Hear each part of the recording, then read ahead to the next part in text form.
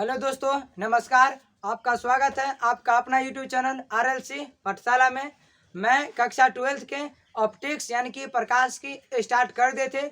उसमें अवतल दर्पण द्वारा विभिन्न स्थितियों पर प्रतिबिंब कहाँ कहाँ बनता है बता दिए थे। अवतल दर्पण में 6 प्रकार के केस था, 6 प्रकार के केस बता दिए थे, जिसमें अवतल दर्पण में 5 प्रकार के केस में वास्तविक प्रतिबिंब बनता है और केवल एक में काल्पनिक प्रतिबिंब बनता है। इसीलिए अवतल दर्पण वास्तविक प्रतिबिंब और काल्पनिक प्रतिबिंब दोनों प्रकार का प्रतिबिंब बनाता है। आज हम बात करेंगे उत्तल दर्पण द्वारा विभिन्न स्थितियों पर प्रतिबिंब के निर्माण। और उत्तल दर्पण पहले से बता चुके हैं, उत्तल दर्पण हमेशा काल्पनिक प्रतिबिंब बनाता है और जब भी काल्पनिक प्रतिबिंब बनाएगा तो वह सीधा होगा और वस्तु से छोटा केवल उत्तल दर्पण में होगा। अवतल दर्पण में जब काल्पनिक प्रतिबिंब बनता है तो सीधा तो बनता है लेकिन वस्तु से बड़ा बनता है, वह अवतल दर्पण में होता है। उत्तल दर्पण में काल्पनिक बनेगा, सीधा बनेगा और वस्तु से छोटा बनेगा। देखते हैं, देखिए उत्तल दर्पण में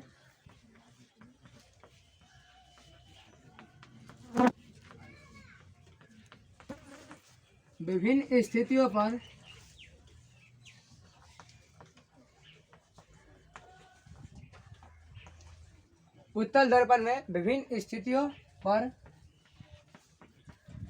प्रतिबिंब का निर्माण।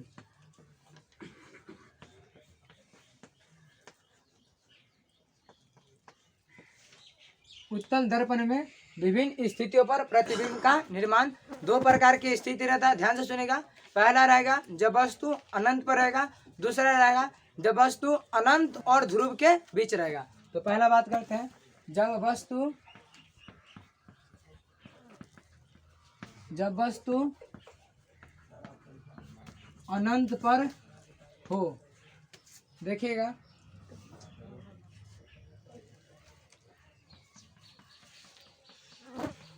उत्तल दर्पण बताए थे जिसका परावर्तक सतह उभरी रहता है, उभरी हुई हो, वह उत्तल दर्पण कहलाता है, जिसे अपसारी दर्पण भी कहते हैं।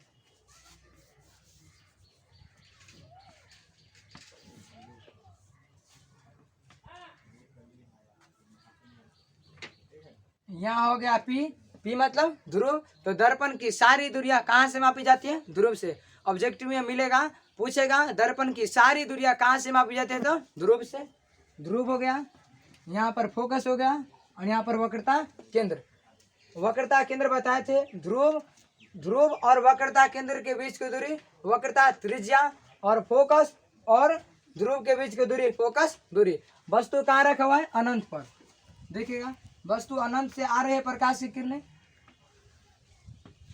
बताए थे पहला नियम था, आ रही प्रकाश की किरणें जब दर्पण पर पड़ता है तो वहां पर परावर्तन के बाद वह मुख्य फोकस से होकर गुजरती है।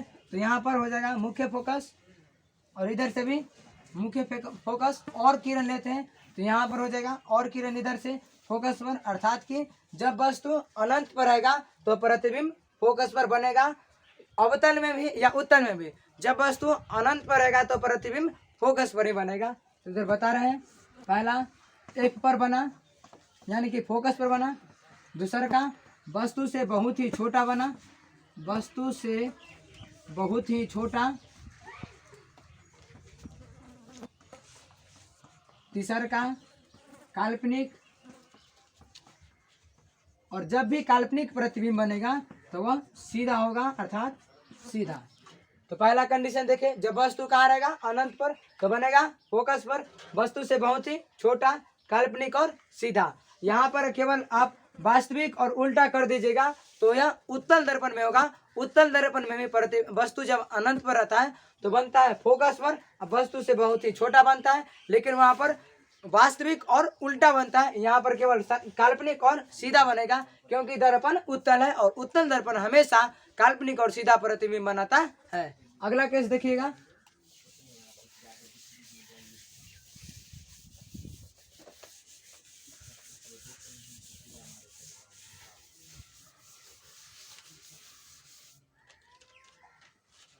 जब वस्तु अनंत और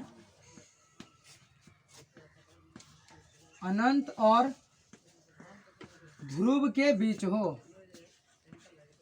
अनंत और ध्रुव के बीच हो।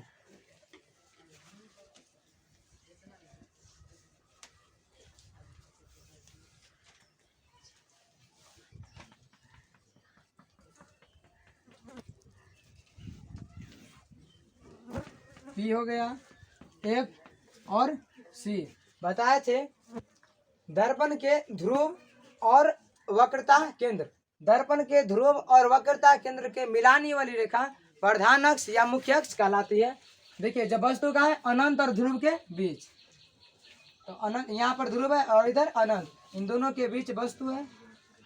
फिर प्रकाश की किरण जब दर्पण पर पड़ती है तो यहाँ पर परावर्तन के बाद मुख्य फोकस होकर चली जाती है।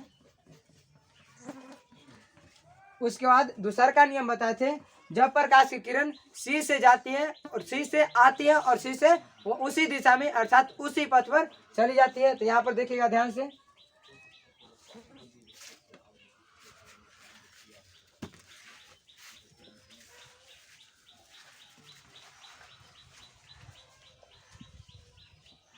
ध्यान से देखिए, पी और एफ, पी और एफ के बीच एक दूसरे के दोनों किरण पी और एफ के बीच कटा, अर्थात कि जब वस्तु अनंत और ध्रुव के बीच रहेगा तो प्रतिबिंब ध्रुव और फोकस के बीच बनेगा उत्तल दर्पण में। फिर से देखिए, जब वस्तु अनंत और ध्रुव के बीच रहेगा तो बनेगा कहाँ, ध्रुव और फोकस के बीच। वस्तु से छोटा, वस्तु से सीधा और काल्पनिक प्रतिबिंब।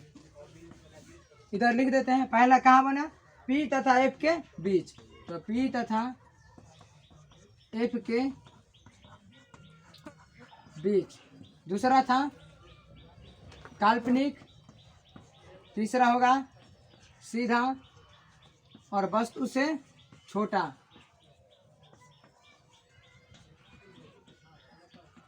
यहाँ पर हमको स्पष्ट मालूम चल गया जो उत्तल दर्पण हमेशा वस्तु से छोटा प्रतिबिंब बनाता है, इसीलिए गाड़ी के साइड मिरर में हम उत्तल दर्पण का उपयोग करते हैं, क्योंकि वस्तु से यह छोटा प्रतिबिंब बनाता है। तो पढ़ लिए अवतल दर्पण, उत्तल दर्पण, इन दोनों प्रकार के दर्पण में विभिन्न स्थितियों पर प्रतिबिंब का निर्माण। अब पढ़ते हैं चिन्ह परिपाटी। ध्यान से देखिएगा, चिन्ह परिपाटी।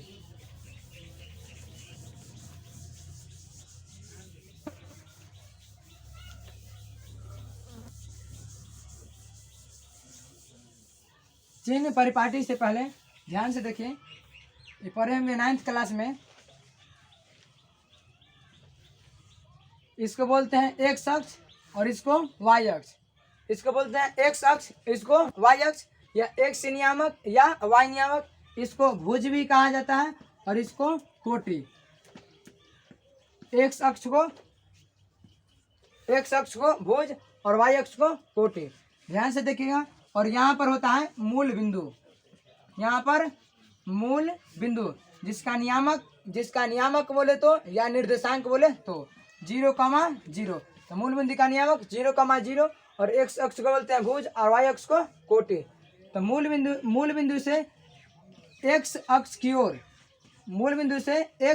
ओर मापी गई दूरियां धनात्मक होती है और मूल बिंदु से एक्स डैश की ओर मापी गई दूरियां ऋणात्मक होती है। इसी प्रकार मूल बिंदु से वाई की ओर मापी गई दूरियां धनात्मक होती है और मूल बिंदु से वाई डैश की ओर मापी गई दूरियां ऋणात्मक होती है। ध्यान से सुनेगा, फिर से बता रहे हैं, एक्स अक्ष को भुज कहते हैं, वाई अक्ष को कोटि कहते हैं। तो मूल बिंदु से एक्स की ओर मापी गई दूरियां धनात्मक होती है और मूल बिंदु से एक्स डैश की ओर मापी गई दूरियां ऋणात्मक होती है। मूल बिंदु से वाई की ओर मापी गई दूरियां धनात्मक होती है, मूल बिंदु से वाई डैश की ओर मापी गई दूरियां ऋणात्मक होती है। यहाँ पर मूल बिंदु का नियामक या निर्देशांक 0,0, जो कि 10वीं के क्लास में कम से कम बोर्ड में 5 से 6 बार पूछा गया प्रश्न है। मूल बिंदु का नियामक क्या होता था, 0,0। अब पढ़ते हैं चिन्ह परिपाटी, ध्यान से देखिएगा।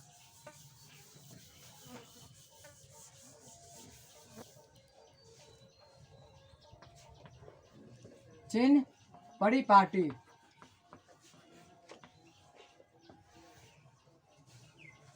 यहाँ पर बात करते हैं दर्पण।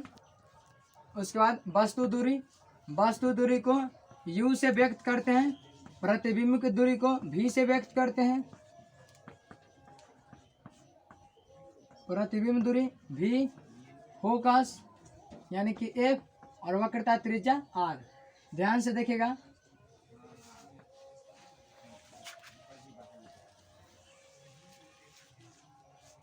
दर्पण हो गया अवतल,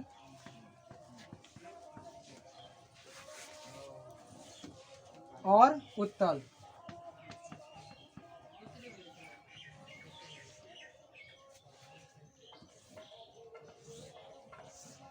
ध्यान से देखिए, दर्पण में अवतल हो या उत्तल हो, वस्तु दूरी दोनों का ऋणात्मक होता है। दर्पण अवतल हो या उत्तल हो, वस्तु दूरी दोनों का ऋणात्मक अर्थात कि माइनस। क्यों, देखिए यहाँ पर बना रहे हैं चित्र। अवतल दर्पण में या उत्तल दर्पण में, ध्यान से देखिएगा, थोड़ा समझने का प्रयास कीजिएगा। अवतल दर्पण हो या उत्तल दर्पण हो, वस्तु हमेशा, इसको अगर मूल बिंदु मान लिया जाए जिसे ध्रुव कहते हैं, ध्यान से सुनिए, यहाँ पर भी ध्रुव है, ध्रुव को अगर मूल बिंदु मान लिया जाए, ध्रुव को क्या मानना है यहाँ पर, मूल बिंदु। यहाँ देखिए, मूल बिंदु से इधर और इधर, मूल बिंदु से इधर अभी बताए थे, मूल बिंदु इधर मापी गई दूरियां ऋणात्मक, इधर मापी गई दूरियां धनात्मक, ऊपर मापी गई दूरियां धनात्मक, और नीचे मापी गई दूरियां धनात्मक। तो वस्तु अवतल दर्पण हो या उत्तल दर्पण हो, हमेशा मूल बिंदु से इधर रहता है, हमेशा वस्तु यहाँ पर रखते हैं, प्रतिबिंब यहाँ बनता है। उत्तल दर्पण में भी वस्तु इधर यानी कि मूल बिंदु से इधर रखते हैं, इसीलिए अवतल दर्पण हो या उत्तल दर्पण हो, उन दोनों के वस्तु दूरी क्या होता है, ऋणात्मक। समझ में आ गया होगा। अब बढ़ते हैं, देखिए आगे है प्रतिबिंब दूरी। प्रतिबिंब दूरी यहाँ पर माइनस और प्लस होता है, और यहाँ पर प्लस होता है। अब समझाते हैं प्रतिबिंब दूरी माइनस प्लस और यहाँ पर प्लस क्यों होता है।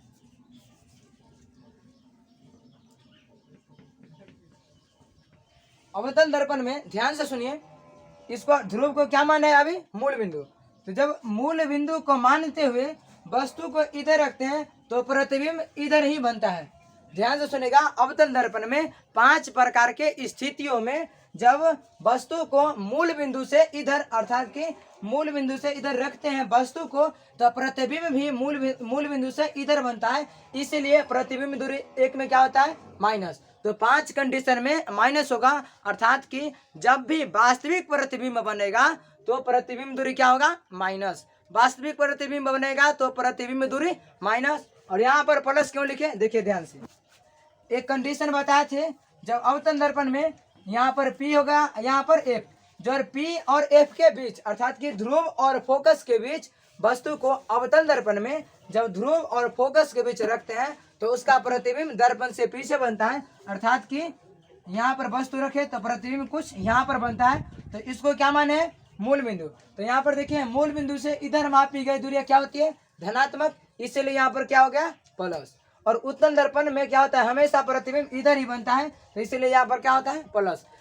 तो ध्यान से सुनिए, जब वास्तविक प्रतिबिंब बनाएगा तो प्रतिबिंब दूरी ऋणात्मक होगा, और जब काल्पनिक प्रतिबिंब बनाएगा तो प्रतिबिंब दूरी धनात्मक होगा, यानी कि भी क्या हो जाएगा, धनात्मक। तो अवतल दर्पण में केवल एक ही स्थिति होता है जिसमें काल्पनिक प्रतिबिंब बनता है, इसलिए यहाँ पर प्लस हो गया। और उत्तल दर्पण हमेशा काल्पनिक या आभासी प्रतिबिंब बनाता है, इसलिए यहाँ पर प्लस हो गया।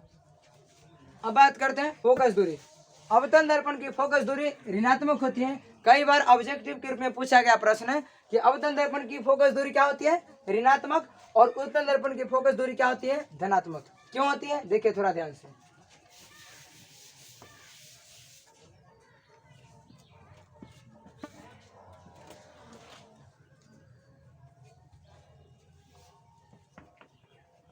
अवतल दर्पण में हमेशा ध्यान से सुनिए, इसको मूल बिंदु मान रहे हैं, मूल बिंदु, इसको मूल बिंदु मानते हुए देखिए फोकस हमेशा इधर P हो गया, इधर F हो गया और इधर C हो गया।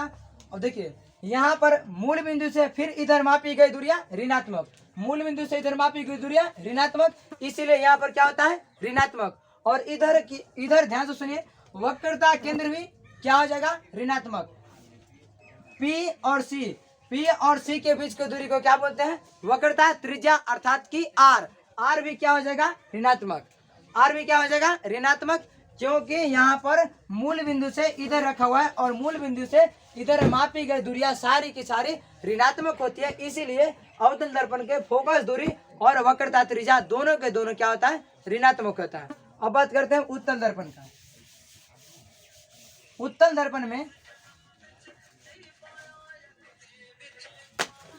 दर्पण में देखिएगा, यहाँ पर P, यहाँ पर F और यहाँ पर C। उत्तल दर्पण में इसको क्या मानना है, मूल बिंदु।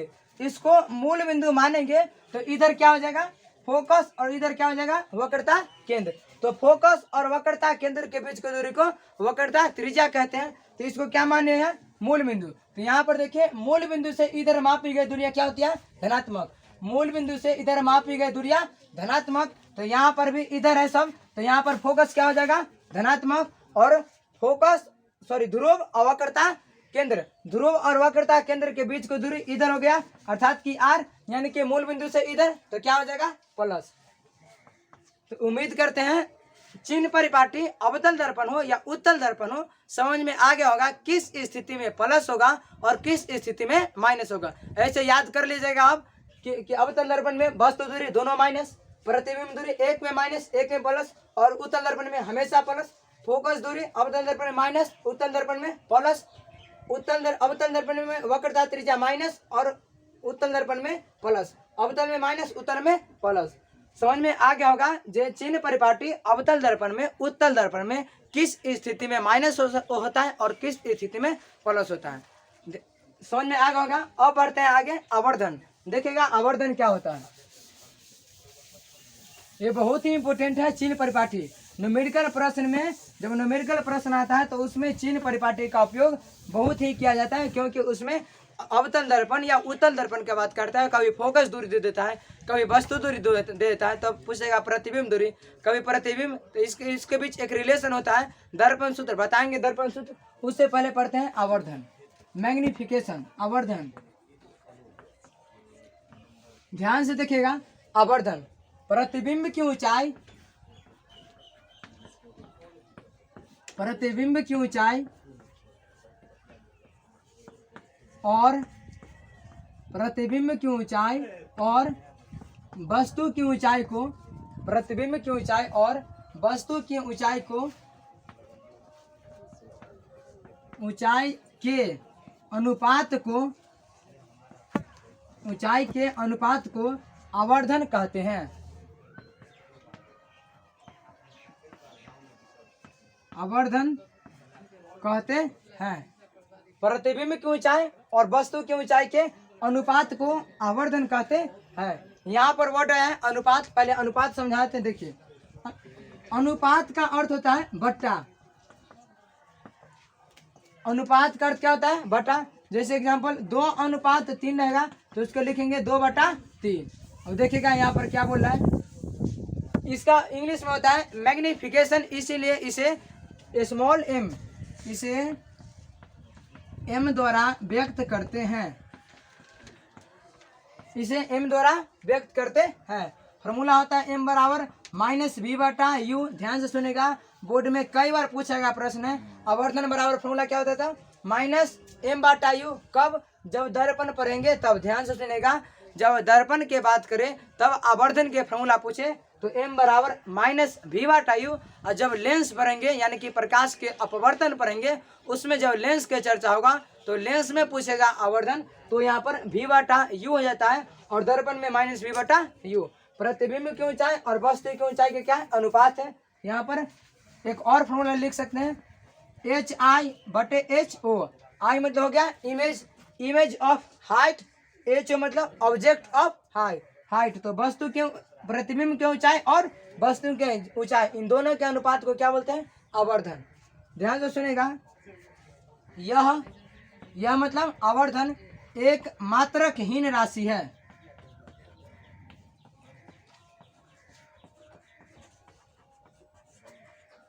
आवर्धन एक कौन राशि है, मात्रकहीन राशि है। क्योंकि ध्यान से देखिए, प्रतिबिंब की ऊंचाई और वस्तु की ऊंचाई दोनों का क्या है, अनुपात। मान लिया जाए कोई दर्पण की ध्यान से सुनिए, ये समतल दर्पण है और वस्तु दूरी कितना है, 5 मीटर। ध्यान से सुनिए, वस्तु दूरी कितना है, 5 मीटर। और प्रतिबिंब भी कितना बनेगा 5 मीटर, क्योंकि बताए थे समतल दर्पण पढ़ाए थे, जब समतल दर्पण में वस्तु दूरी और प्रतिबिंब दूरी दोनों बराबर होता है, अर्थात जब समतल दर्पण में वस्तु दूरी 5 मीटर है तो उसका प्रतिबिंब भी 5 मीटर ही बनेगा। तो यहाँ पर 5 मीटर होगा और यहाँ पर 5 मीटर।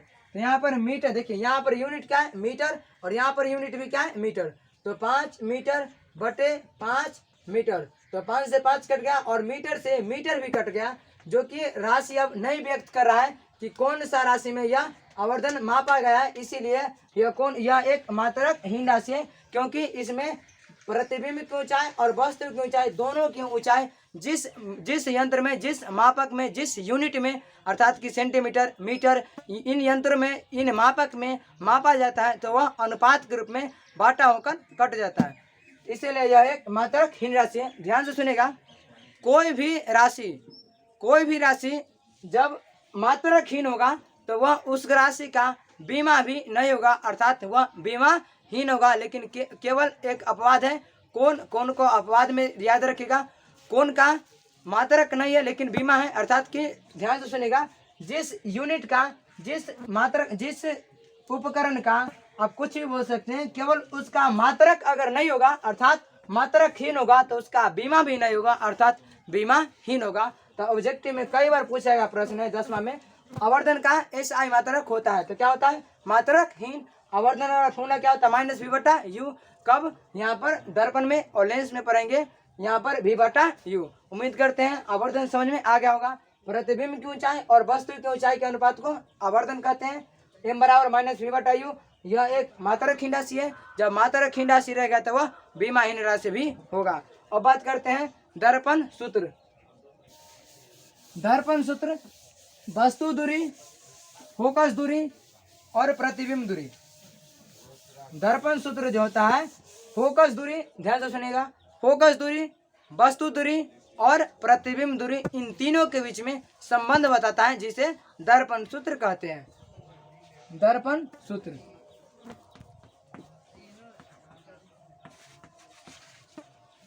ऑब्जेक्टिव में कई बार डायरेक्ट पूछा गया है, निम्नलिखित में से कौन सा दर्पण सूत्र है। ध्यान से देखिएगा, 1/F बराबर 1/V प्लस 1/U, 1/F बराबर 1/V प्लस 1/U। F मतलब फोकस नहीं, फोकस दूरी, V मतलब प्रतिबिंब दूरी, U मतलब वस्तु दूरी। बताए थे एक और फॉर्मूला, F बराबर R/2, तो यहाँ पर रख दीजिएगा R/2, 1/V प्लस 1/U, तो 2 ऊपर चल जाएगा, 2/R बराबर 1/V प्लस 1/U। तो एक और फॉर्मूला हो गया 2/R बराबर 1/V प्लस 1/U। मुख्यतः ये फॉर्मूला आपको ध्यान में रखना है, 1/F बराबर 1/V प्लस 1/U। ये था दर्पण सूत्र। तो क्लास 12th के ऑप्टिक्स में पहला पाठ होता है प्रकाश के परावर्तन एवं अपवर्तन, यानी कि किरण प्रकाशिकी में पहला पाठ होता है प्रकाश का परावर्तन एवं अपवर्तन। तो यहाँ पर प्रकाश का परावर्तन समाप्त होता है। अभी स्टार्ट कर रहे हैं प्रकाश के अपवर्तन। देखिएगा प्रकाश के अपवर्तन।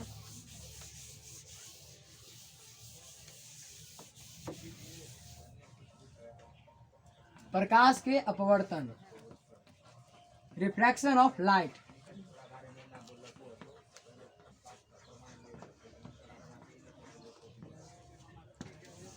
प्रकाश के अपवर्तन, रिफ्रैक्शन ऑफ लाइट।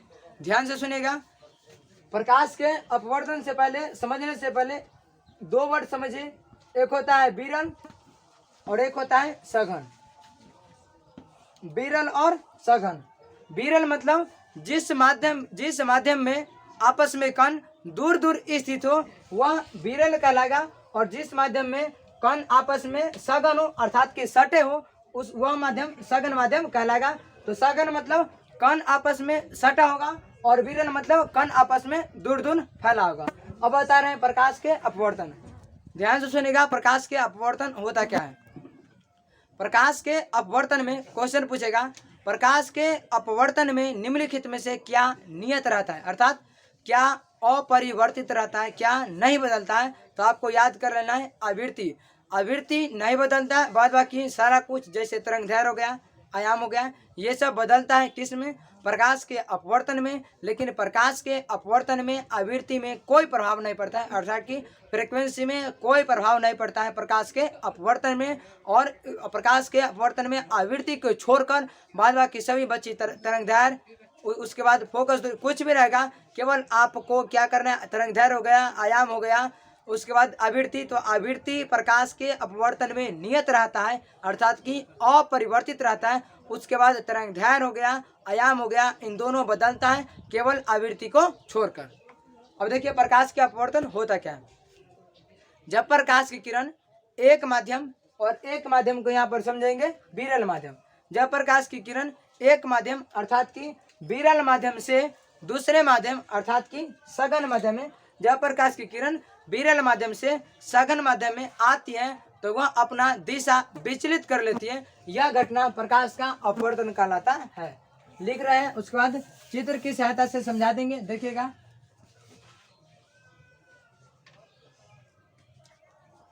जब प्रकाश की किरण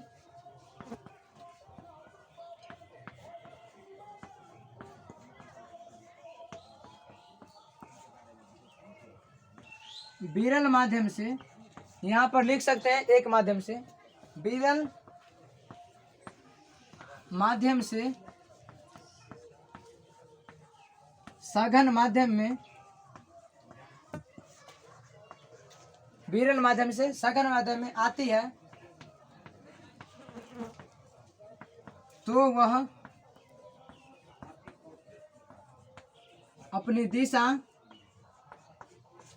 अपनी दिशा विचलित कर लेती है,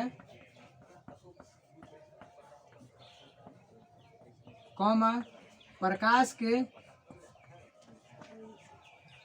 अपवर्तन कहलाती है।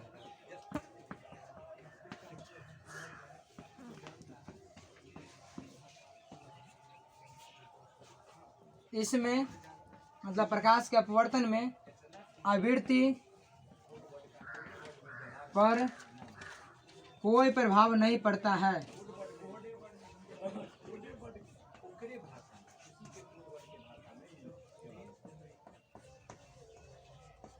तो यहाँ पर समझिए प्रकाश, जब प्रकाश की किरण यहाँ लिख सकते हैं एक माध्यम से दूसरे माध्यम, या जब प्रकाश की किरण विरल माध्यम से सघन माध्यम में आती है तो वह अपनी दिशा विचलित कर लेती है, जिसे प्रकाश के अपवर्तन करते हैं। प्रकाश के अपवर्तन में आवृत्ति फ्रीक्वेंसी पर कोई प्रभाव नहीं पड़ता है। अब देखते हैं चित्र की सहायता से प्रकाश के अपवर्तन होता क्या है। बस अपवर्तन मतलब ध्यान में रखना है, अपनी दिशा विचलित कर लेती है, जिसे प्रकाश के अपवर्तन कहते हैं।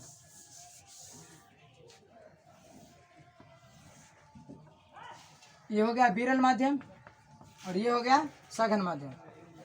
विरल और सघन, ध्यान से देखिए। जब प्रकाश की किरण विरल माध्यम से सघन माध्यम में आती है तो वह अपनी दिशा विचलित कर लेती है, अर्थात कि अगर इस किरण को आगे बढ़ाए तो यहाँ पर जाएगी, लेकिन यहीं पर मुड़ जाता है, अर्थात कि अपनी दिशा विचलित कर लेते हैं, अपनी दिशा से भटक जाती है, जिसे प्रकाश के अपवर्तन कहते हैं। यहाँ पर ध्यान से सुनिएगा, आने वाली किरण यहाँ पर आपतित किरण कहलाती है। ध्यान से सुनिए, आने वाली किरण आपतित किरण और जाने वाली किरण अपवर्तित किरण कहलाती है। प्रकाश में पढ़े थे परावर्तित किरण और यहाँ पर पढ़ेंगे अपवर्तित किरण। यहाँ पर क्या पढ़ेंगे? अपवर्तित किरण। वहाँ पर पढ़े थे अविलंब और आपतित किरण के बीच के कोण आपतन कोण। यहाँ पर भी होगा, ये हो गया अविलंब, अविलंब यानी कि नॉर्मल। ये हो गया अपवर्तित किरण, अपवर्तित किरण। और यहाँ अविलंब और विरल, सॉरी आपतित किरण, यहाँ हो गया आपतित किरण। तो आपतित किरण और अविलंब के बीच बना कोण आपतन कोण, और आपतित अपवर्तित किरण और अविलंब के बीच बना कोण अपवर्तन कोण। प्रकाश में पढ़े थे परावर्तन कोण और यहाँ पर केवल होगा अपवर्तन कोण, क्योंकि वहाँ पर परावर्तित किरण था, यहाँ पर परावर्तित किरण नहीं है, यहाँ पर अपवर्तित किरण। तो समझ में आ गया, आपतित किरण, आने वाली किरण आपतित किरण, और प्रकाश के अपवर्तन में जाने वाली किरण अपवर्तित किरण। इसीलिए आपतित किरण और अभिलंब के बीच बना कोण आपतन कोण, और अभिलंब और अपवर्तित किरण के बीच बना कोण अपवर्तन कोण। तो यहाँ पर समझा रहे थे प्रकाश के अपवर्तन होता क्या है। तो जब प्रकाश की किरण विरल माध्यम से सघन माध्यम में आती है तो अपनी दिशा विचलित कर लेती है, जिसे प्रकाश के अपवर्तन कहते हैं। यहाँ पर देखिए 2 पॉइंट बोलने हैं, बहुत ही इंपॉर्टेंट है, देखिएगा। जब प्रकाश की किरण विरल माध्यम से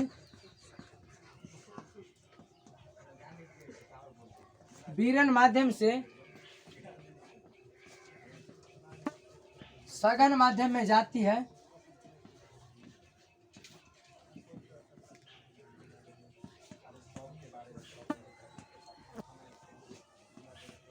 तो वह अभिलंब की ओर झुक जाती है।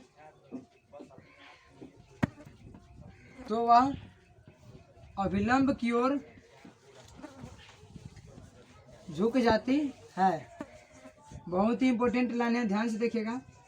और एक और लाइन है, जब प्रकाश की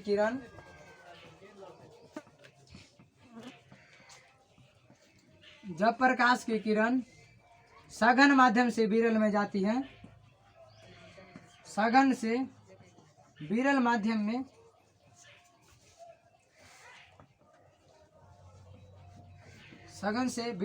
में जाती है तो वह अभिलंब से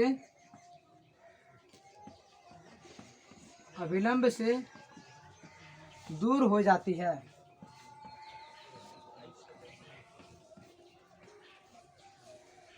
ध्यान से सुनिए, बहुत ही इंपॉर्टेंट लाइन है और बोर्ड में कई बार पूछा गया प्रश्न है इस लाइन से। जब प्रकाश की किरण, यहाँ पर ध्यान देना है, जब प्रकाश की किरण विरल माध्यम से सघन माध्यम में जागी, विरल से सघन माध्यम में जागी तो प्रकाश की किरण अभिलंब की ओर झुकेगी। ध्यान से सुनिएगा, जब प्रकाश से किरण विरल से सघन में जाएगी तो वह अभिलंब की ओर झुकेगी, अभिलंब की ओर। कब? जब विरल से सघन में जाएगी तब। अब जब प्रकाश की किरण सघन से विरल में, यहाँ ध्यान से सुनिए, सघन से विरल में, जब प्रकाश की किरण सघन से विरल में जाती है तो वह अभिलंब से दूर हो जाती है, अभिलंब से दूर हो जाती है। कब? जब प्रकाश की किरण सघन से विरल में जाती है तब। इन दोनों लाइन कई बार पूछा गया प्रश्न है। जब प्रकाश की किरण विरल से सघन में जाएगी तब अभिलंब की ओर झुकेगी, और जब प्रकाश की किरण सघन से विरल में जाएगी तो अभिलंब से दूर होगी। अब बात करते हैं प्रकाश के अपवर्तन के नियम, जो कि प्रकाश के अपवर्तन के 2 नियम होता है। सेम प्रकाश के परावर्तन के नियम 2 नियम, यहाँ पर भी प्रकाश के अपवर्तन के 2 नियम ध्यान से देखिएगा।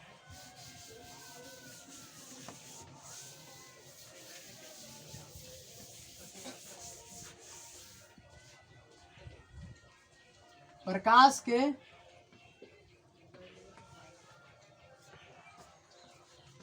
अपवर्तन के नियम।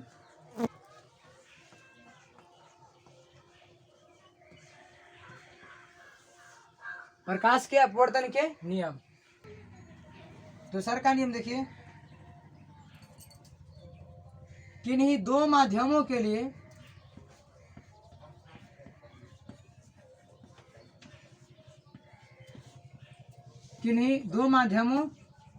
लिए आपतन कोण की जया,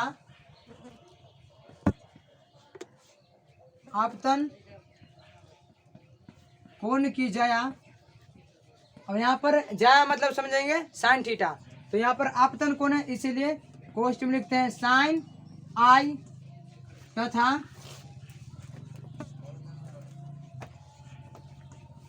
अपवर्तन कोण की जया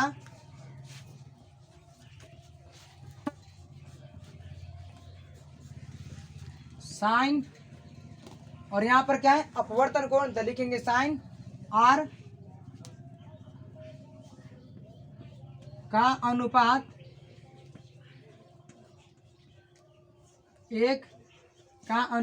1 नियतांक होता है, नियतांक होता है जिसे निरपेक्ष अपवर्तनांक कहते हैं।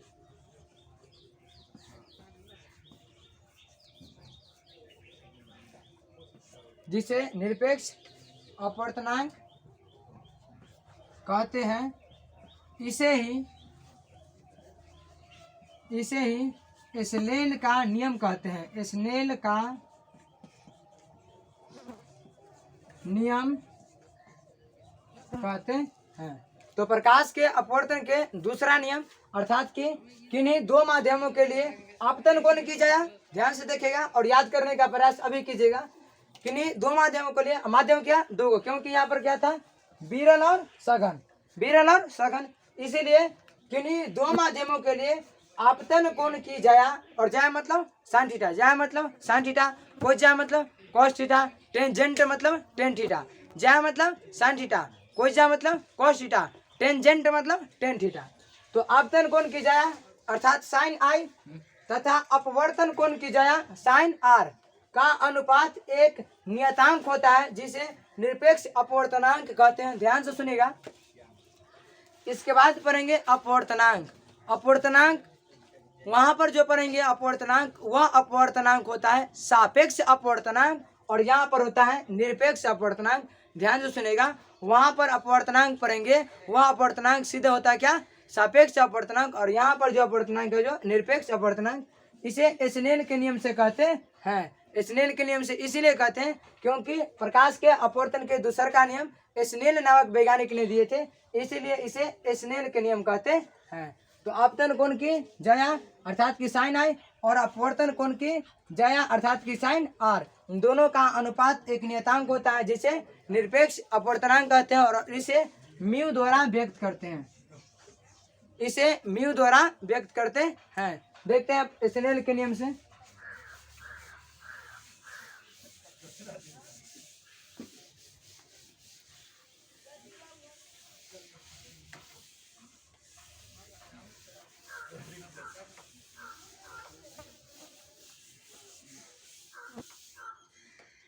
देखिए म्यू बराबर होता है साइन आई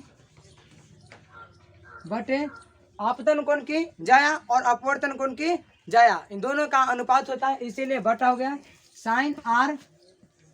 इन दोनों का अनुपात एक नियतांक होता है जिसे निरपेक्ष अपवर्तनांक कहते हैं और उसको म्यू द्वारा व्यक्त करते हैं।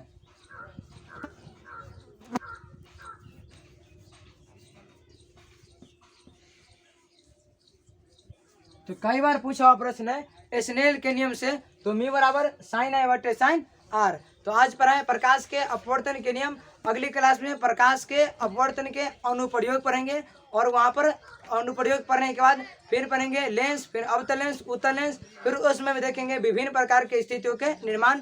तो आज पढ़ाए केवल प्रकाश के अपवर्तन। मिलते हैं अगले वीडियो में। जय हिंद।